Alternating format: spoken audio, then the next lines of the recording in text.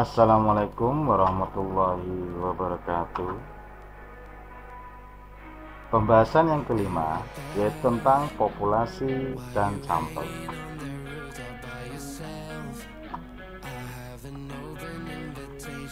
Konsep-konsep populasi dan sampel.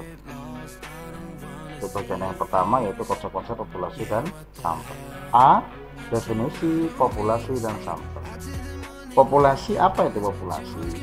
Populasi itu merupakan keseluruhan elemen atau satuan yang ingin diteliti. Sedangkan sampel itu adalah bagian kecil dari populasi yang diambil dengan kriteria atau prosedur tertentu, sehingga nanti dari pengambilan sampel tersebut dapat mewakili dari populasinya, atau dalam istilah penelitian disebut dengan generalisasi. Jadi mengambil sampel untuk menggeneralisasi dari sifat-sifat dari populasi. Itu adalah pemahaman atau definisi dari populasi dan sampel. Dua tahapan yang harus dilakukan peneliti dalam penelitian terkait dengan populasi dan sampel. Yang pertama adalah batasan populasi. Jadi populasi itu juga harus dibatasi. Sejauh mana generalisasi yang ingin dicapai oleh peneliti. Kemudian yang kedua adalah persyaratan teknis yang harus dipenuhi peneliti untuk dapat menarik sampel. Itu adalah batasan populasi.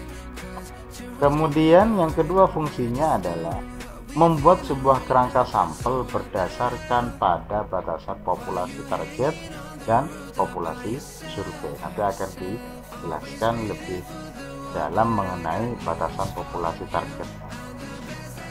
Ini terkait dengan dua tahapan yang dilakukan oleh peneliti, yaitu yang pertama batasan populasi dan juga fungsinya. Selanjutnya adalah, jadi kalau diruntut diawali dari unit analisis, yaitu satuan yang akan diteliti, misalnya individu, person, orang, organisasi, dokumen misalnya, atau surat atau media online atau surat kabar, itu unit analisis. Kemudian populasi targetnya, maka batasan ideal populasi itu sesuai dengan tujuan penelitian, misalnya skalanya adalah kabupaten atau mungkin provinsi atau mungkin nasional atau bahkan mungkin internasional, sesuaikan dengan tujuan penelitiannya. Tentu ini juga mempertimbangkan bagian isi, cakupan, dan waktunya. Jika batasan populasinya itu skalanya misalnya cukup di wilayah kabupaten saja, itu tentu lebih cepat daripada nanti kalau cakupannya adalah nasional. Nah, itu yang kedua. Kemudian setelah itu barulah populasi surveinya, batasan praktis populasi dari penelitiannya. Jadi batasannya sejauh mana? Misalnya dalam sebuah kabupaten ada masyarakat yang sudah jelas-jelas menjadi populasi, namun ternyata tidak berdomisili di kabupaten tersebut, misalnya seperti itu. Maka nanti bisa mengeluarkan anggota tersebut dari anggota populasi. Itu batasan-batasan yang harus jelas. Atau misalnya ada warga juga yang mungkin tingkat kesehatannya tidak memungkinkan untuk dijadikan penelitian, maka harus diperjelas batasan praktis dari populasi penelitiannya, sehingga nanti disortir kembali populasi itu batasannya jelas, ini dia adalah populasi. Baru setelah itu membuat kerangka sampel. Kerangka sampel itu operasional populasi dalam bentuk daftar seluruh elemen populasi yang menggambarkan sedikit mungkin karakter populasi. Jadi buatlah kerangka-kerangka di mana elemen dari populasi itu menggambarkan sifat atau karakter dari populasi. Kemudian dilanjutkan dengan desain sampel. Nah, dalam desain sampel ini ada dua hal, yaitu sampling unit dan sampling elemen.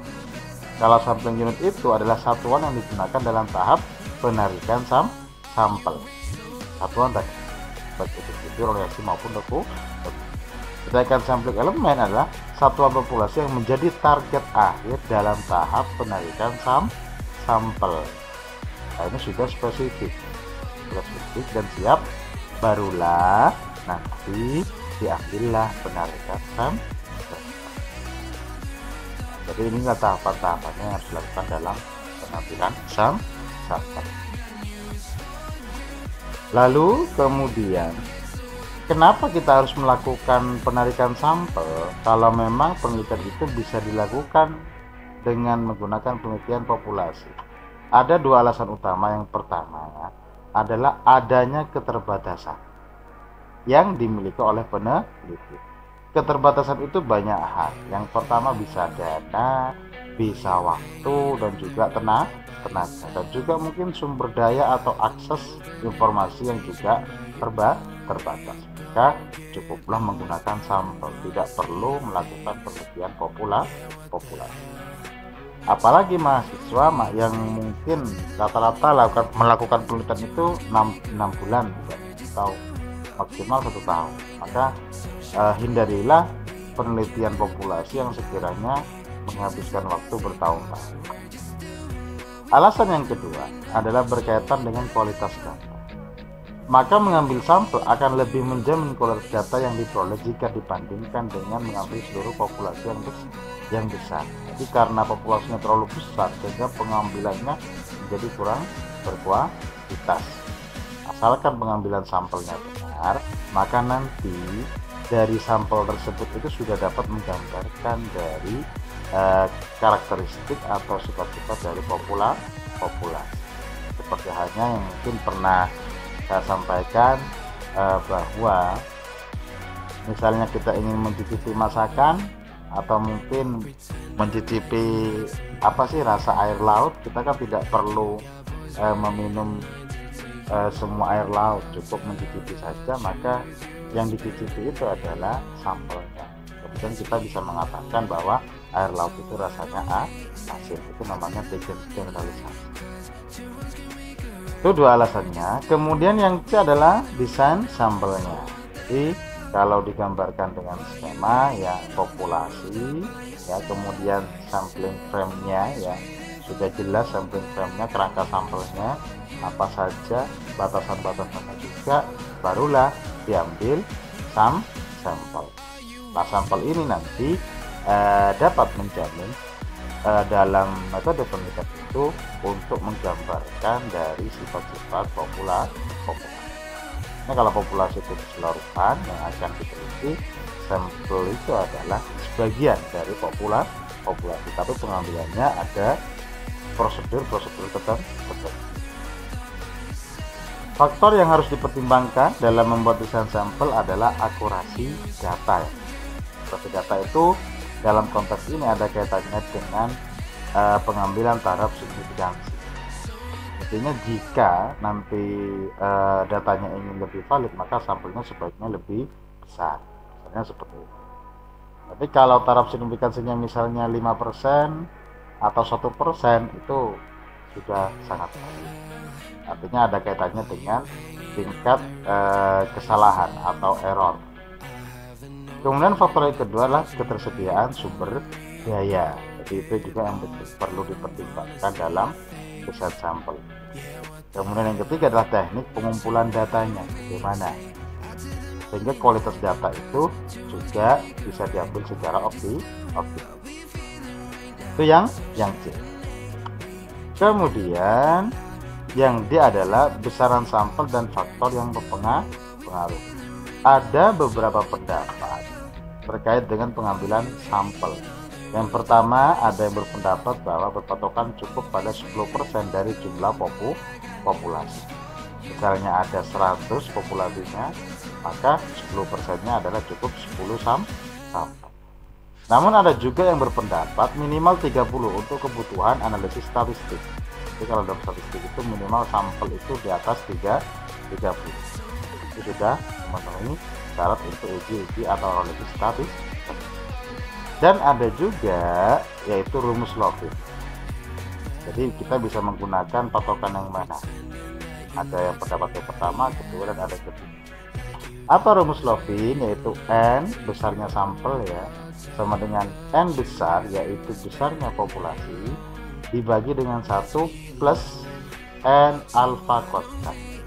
Alfa itu adalah nilai kritis.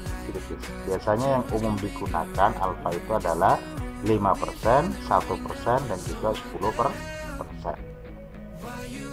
Misalnya kita punya populasi jumlahnya adalah 1760. Jika penelitian menetapkan alfanya atau nilai kritisnya adalah 5%, maka jumlah sampel yang dibutuhkan, maka dengan menggunakan rumus Lovin ini, maka tinggal kita masukkan ke rumusnya.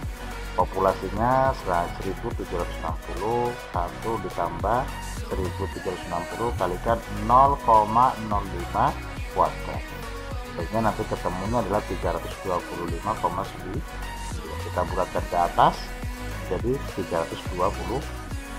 Jadi sampel yang harus kita ambil dengan populasi 1760 maka adalah 326.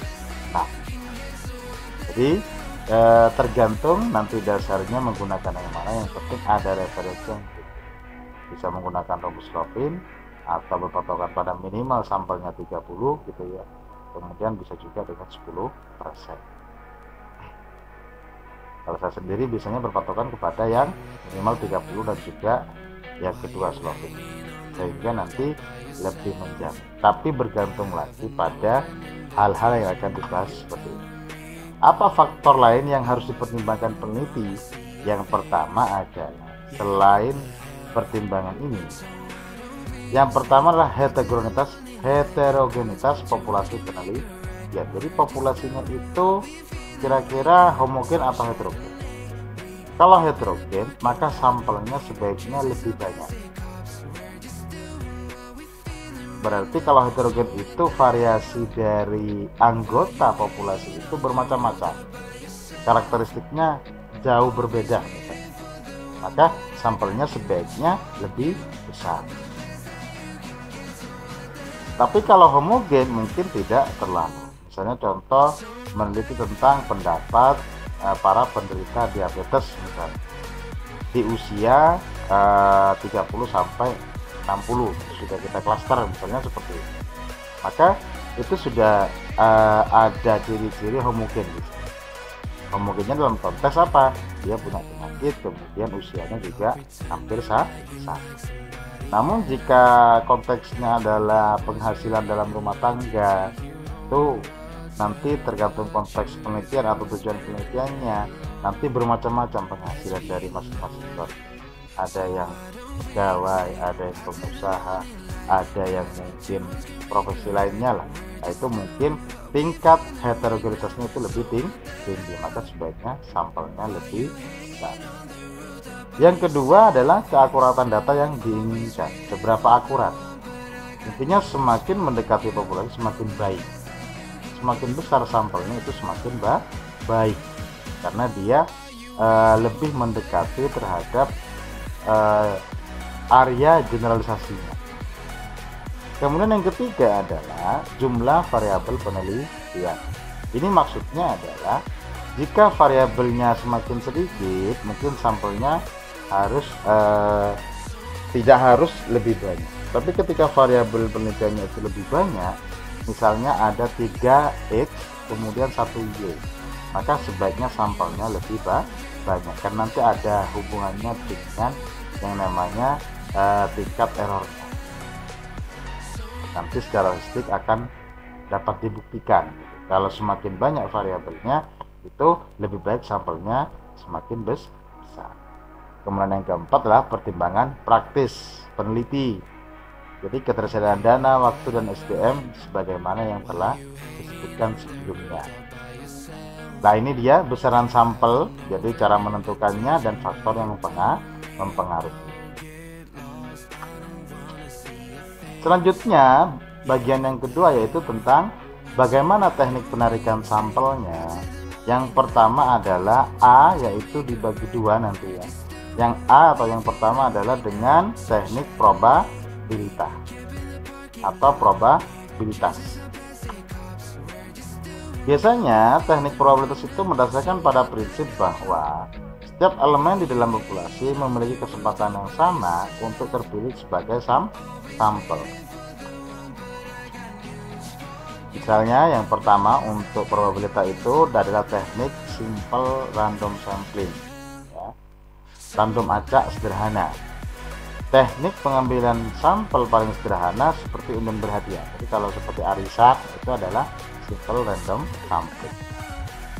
Atau mungkin undian berhadiah misalnya seperti itu, karena masing-masing elemen di dalamnya itu mempunyai kesempatan yang sama. Nah misalnya untuk populasi kecil, anggap saja di bawah 1000 kita bisa menggunakan undian seperti itu. Namun jika 10.000 maka kita nanti kecapean untuk membuat kertas-kertas seperti itu. Maka kita bisa menggunakan yang kedua, yaitu adalah untuk populasi besar, untuk memudahkan, jadi tidak harus membuat kertas ujian sebanyak-banyaknya. Maka langkah yang pertama adalah membuat angka-angka dalam tabel secara akurat. Jadi kalau memang kakak atau keluarga maka diberi kode angka atau nomor. Kemudian langkah yang kedua adalah ambillah 3 digit angka kanan dan susun sebagai berikut. Kita ambil sembarang misalnya dari sini atau dari sini yang saya tandai, ada 3, kemudian ambil 3 angka 3, 6, 4, 3, 6. Ambil lagi 7, 6, 3, 7, 6, 3. Kemudian ambil lagi 8, 2, 4, susun ke bawah 3, 3 dan seterusnya. Baru langkah yang ketiga ini, setelah langkah yang kedua ini, langkah ketiga ini barulah kita buat angka kelipatan jumlah populasi. Tadi kan populasinya adalah 125 misalnya, sebagai percontohan saja untuk memudahkan perhitungan sebenarnya. Padahal populasinya harus di atas 10.000. Ini hanya untuk memudahkan percontohan saja. Misalnya 125 jumlah populasinya, maka kelipatannya itu ada 250, 375, 500, 625, 750, 875. Kelipatan terendahnya 250, kelipatan tertingginya adalah 87. Jadi kelipatan itu kalau dikalikan 2, 250, kalikan 3 adalah ini, kalikan 4 itu kelipatan. Barulah langkah yang keempat adalah mengurangkan antara langkah yang kedua dengan langkah yang ketiga. Tadi menyusun angka ini dikurangkan dengan kelipatan 364 itu kelipatan terdekatnya adalah 250. Kalau kita menggunakan kelipatan yang 375 nanti kelebihan, maka yang terdekat adalah 250, sehingga dikurangkan nantinya adalah 140. Ini adalah sampel yang pertama. Kemudian 763 dikurangkan dengan kelipatan yang terdekat, yaitu 750. Kalau kita menggunakan 875 nanti kelebihan, nanti negatif. Nanti menggunakan 750 sehingga hasilnya adalah 13. Itu adalah sampel yang ke. Kemudian ada lagi 824 ya, dikurangkan dengan 750. Hasilnya adalah 74. Itulah sampel yang ketiga, dan begitu pun seterusnya. Itu untuk populasi yang besar di atas 10.000 misalnya. Hanya saja dalam percontohan ini untuk mempermudah perhitungan saja, yaitu cuma diambil contoh 125. Soalnya itu kategori kecil. Oke, itu adalah yang pertama, random sampling, simple random sampling. Yang kedua adalah systematical sampling. Teknik ini digunakan untuk populasi yang sangat besar dan homogen, cenderung homogen. Misalkan jumlah populasinya 10.000 dan kita akan mengambil sampel sejumlah 1.000. Ini ada 10.000, kita akan mengambil sampel 10%-nya adalah 1.000. Misalnya kita menggunakan pendapat yang 10% tadi. Maka langkah 1, tentukan dulu jumlah kelompok dengan rumus 10.000 dibagi 1.000. Maka nanti bagilah kelompok tersebut ke dalam 10 kelompok. Jadi jumlah populasinya dibagi dengan sampel yang kita butuhkan 1.000, bagi nanti dibagi menjadi 10 kelompok.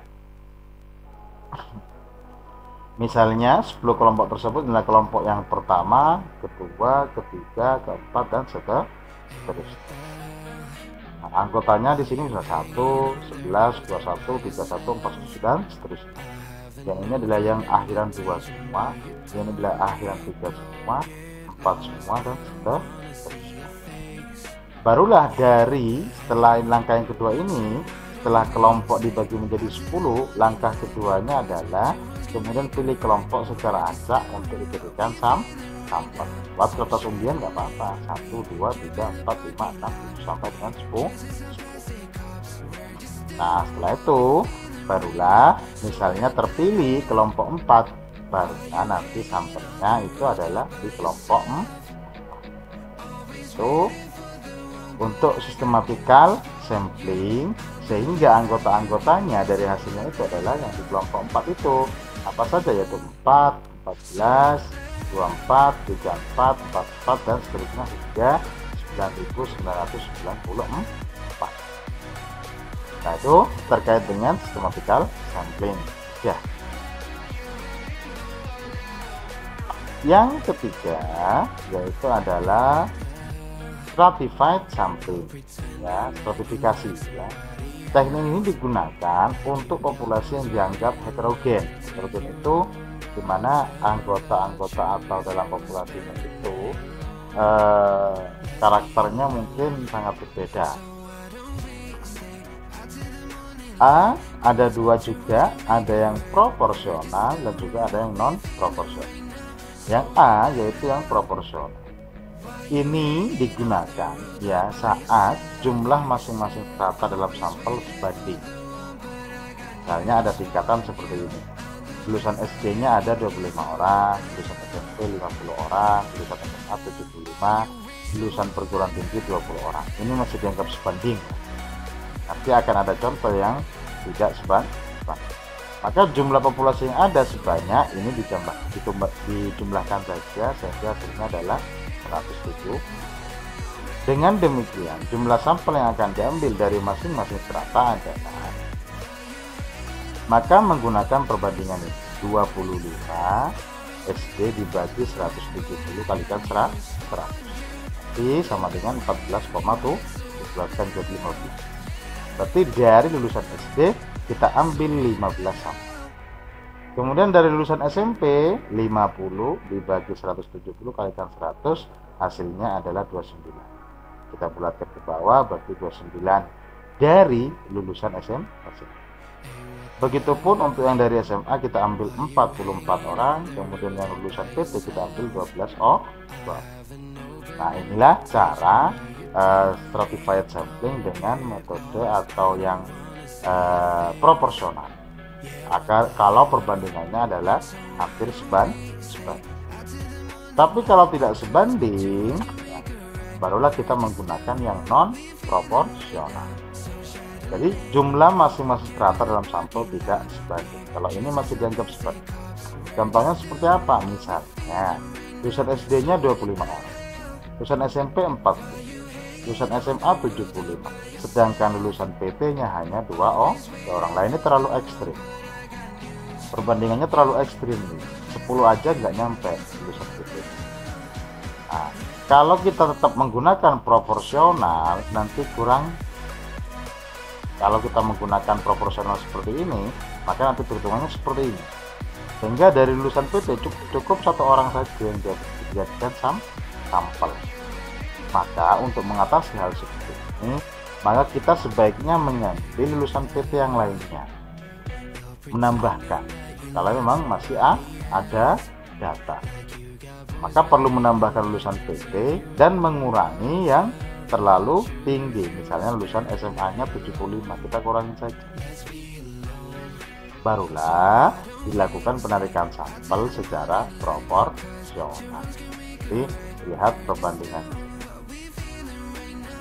Itu yang ketiga. Kemudian yang keempat adalah cluster sampling. Teknik ini digunakan untuk populasi yang sangat besar dan tersebar sangat luas. Karena skalanya nasional. Yang pertama, state cluster random sampling, ya, digunakan jika rata-ratanya itu cenderung homogen. Jadi kalau cenderung homogen baru digunakan. Tapi kalau multi stage cluster random sampling itu untuk yang cenderung heterogen.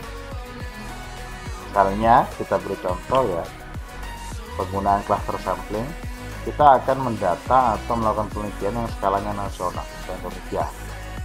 Maka kita perlu membagi cluster pengelompokan per wilayah, misalnya di provinsi A, provinsi B, provinsi C, dan seterusnya. Dari provinsi ini kemudian diklaster lagi menjadi kabupaten A, kabupaten B, kabupaten C, dan seterusnya. Dari kabupaten ini kemudian diklaster lagi menjadi kecamatan A, kecamatan B, kecamatan C, dan kecamatan seterusnya. Bahkan kalau memang perlu, kita nanti sampai pada desa atau mungkin RT atau RW. Itu adalah contoh sederhana dari penggunaan cluster sampling karena luasnya dan besarnya populasi. Maka kita boleh mengcluster dibuat kelas-kelas seperti itu, baru dilakukan pengambilan sampel berdasarkan clusternya. Itu yang keempat. Kemudian 4 macam tadi itu adalah dengan teknik probabilitas. Bagaimana dengan yang non probabilitas? Teknik ini digunakan jika tidak memiliki kerangka sampel yang memadai. Teknik ini berdampak pada hasil penelitian yang tidak dapat digeneralisasi. Jadi kalau memang tidak bisa menggunakan teknik pengambilan sampel dengan probabilitas, maka menggunakanlah yang non probabilitas. Meskipun hasilnya nanti kurang berkualitas lah, karena tidak dapat menggeneralisasi. Yang pertama macam untuk yang non probabilitas adalah A. Teknik penarikan sampel aksidental. Jadi pengambilannya seketika itu mengambil sampel, jadi tiba-tiba pengambilan sampelnya. Tidak seperti halnya yang probabilitas tadi, harus dirancang dulu skemanya bagaimana. Yang pertama adalah aksidental, ketika itu juga. Kemudian teknik penarikan sampel purposive, ya, menentukan sampel dengan kriteria khusus atau pendapat ahli. Kriterianya ditanyakan dulu pada ahli atau orang yang menguasai misalnya gitu ya, tentang topik atau tema dari penelitian kita. Misalnya tentang masyarakat Samin di Kabupaten Blora, nah, kita bisa bertanya kepada ahli atau pada tempat yang tahu siapa saja atau daerahnya mana saja. Itu sudah dapat dikatakan penarikan sampel secara purposive. Kemudian yang ketiga adalah teknik penarikan sampel secara kuota. Menentukan sampel seperti klaster namun tidak diundi, tapi dipilih dengan sengaja. Jadi di klaster-klaster dulu masing-masing area misalnya, kemudian dipilihlah secara sengaja, tidak diundi atau tidak secara random. Kemudian yang keempat atau yang D adalah teknik penarikan sampel secara snowball, ya. Ini digunakan biasanya untuk menentukan responden dalam kelompok kecil, ya. Kemudian dari kelompok kecil tersebut kita sebagai peneliti itu mendapatkan calon responden lainnya. Jadi sistemnya seperti sistem saling sambung.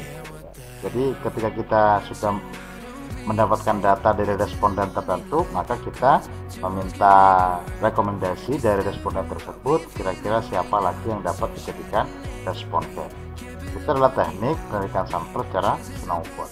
Karena memang non probabilitas, jadi lebih kelihatan fleksibel dan lebih kelihatan praktis. Namun perlu dijadikan catatan, hasil penelitiannya itu hampir tidak dapat dilakukan degeneralisasi. Artinya sifat-sifat dari responden itu kemudian tidak bisa dilekatkan atau untuk menggambarkan populasi kalau menggunakan non probabilitas. Kemudian yang C, penarikan sampel dalam penelitian kualitatif. Nah, biasanya konsep populasi dan sampel secara ketat dan pakem itu digunakan untuk penelitian kuantitatif.